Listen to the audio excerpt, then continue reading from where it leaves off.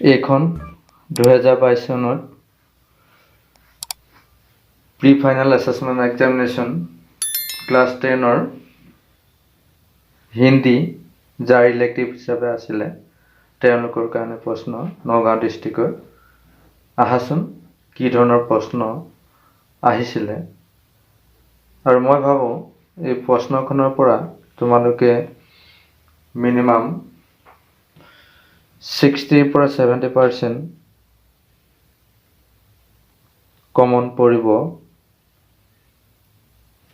গতিকে তোমালোকে এই প্ৰশ্নসমূহ চাই অনুশীলন কৰিবা।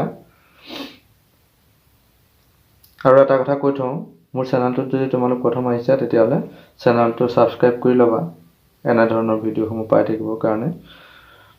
গতিকে ব'লাচোন আমি প্ৰশ্নখন চাই লওঁ।